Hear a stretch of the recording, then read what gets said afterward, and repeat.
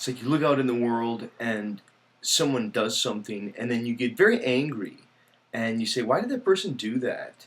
And then you think, "Well, I don't know what it is. People are just this way, or people are that way."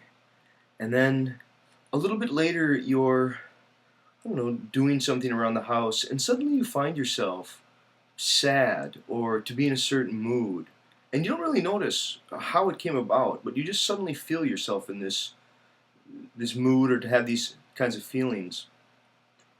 I think those two examples of how feelings suddenly appear and how some situation seemed to cause those feelings, some occurrence that we maybe didn't even notice what happened, and suddenly we find ourselves in those kinds of feelings.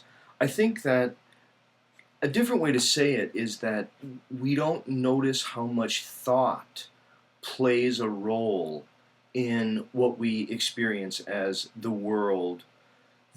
There's so much that we take to be simply there in the world that is the product of thought. It's the outcome of thought. Thought itself is a kind of movement, and I think we, for the most part, aren't aware of it as a movement.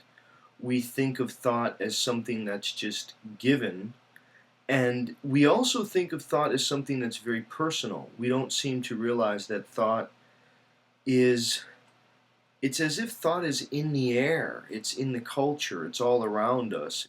What I've been trying to explain here is one of the ways to think about the relationship between thought and feeling and awareness. And this is just a wonderful book by the physicist David Bohm. It's called On Dialogue, and this was edited by Lee Nickel.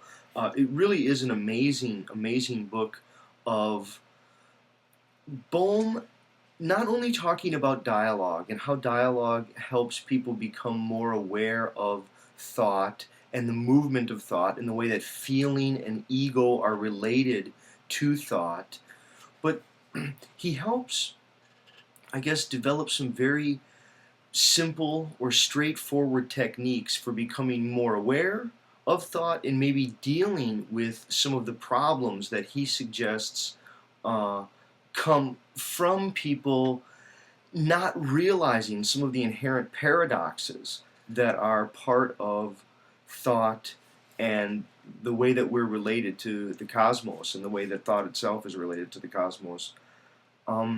He tells a wonderful story, and he's trying to explain the notion of proprioception. And he tells a wonderful story about a woman who is sleeping. She has a stroke, and in the middle of the night, the light is off, so she feels that someone is attacking her, and she's fending herself off, and the more that she tries to fend off the attacker, the worse the beatings become, until finally someone comes in, turns on the light, and apparently she was attacking herself.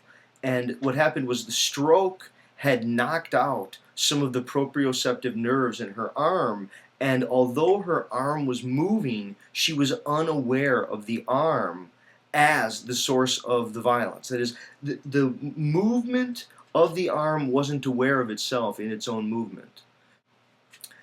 Now, what he suggests is that thought lacks proprioception.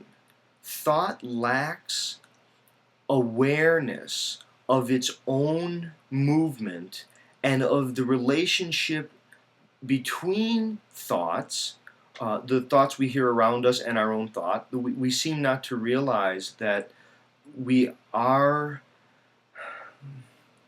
we're always embedded in a whole world of things that other people say, images, ideologies, memory, all kinds of things that become part of what we think. And I think what he wants to suggest here is that we can become more aware of our own thought. We can develop proprioceptive capacities of our own thought. And in doing so, we learn to perhaps not be made so upset when certain things happen, or when people say things, or when we find ourselves in a certain mood or in a certain to have certain feelings, we can start to identify the way that the feelings are coming from the thoughts that are just going on, right?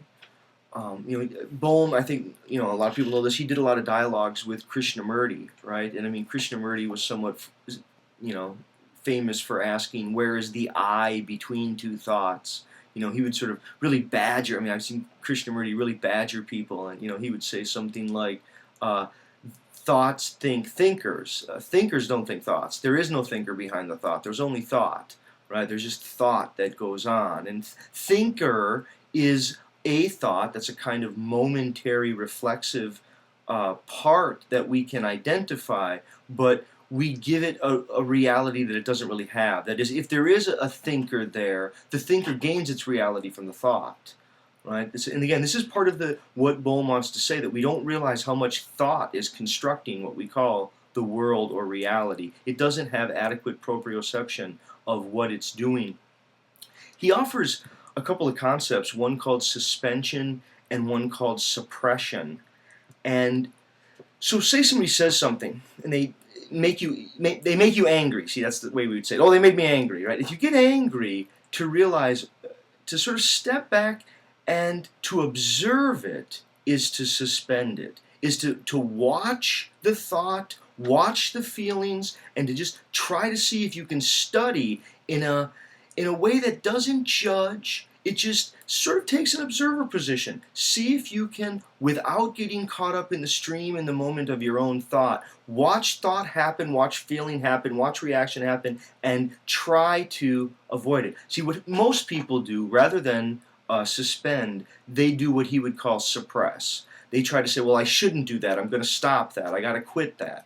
And if they do that, that just creates more mess within the thought. It creates more disorder. If somebody says something and then you find yourself being made angry by the thoughts that come from there, whether you realize it or not, if you try to say, well, I shouldn't be angry, I should let people, say whatever they want, it shouldn't bother me. And if you try to grab it head on, that may frustrate it even more. Now, what he recommends, that is a wonderful line here.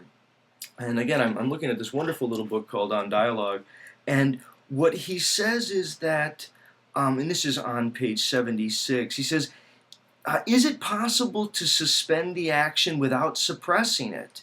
If you find it is not possible, then you observe the process of suppression without suppressing the suppression. Right? So if you can't get yourself into suspending and you're stuck suppressing, then what you do is you observe the suppressing without suppressing that suppression. Just observe it, and that becomes its own kind of suspension. Right? To learn to observe thought, to realize the degree to which thought is what's making both the chaos and the confusion and all of the things that we struggle with, I guess, in our daily lives. I think we think it's the things of the world.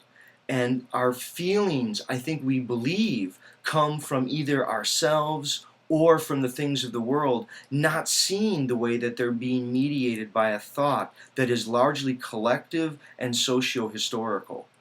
Okay, thanks. Check out Bohm.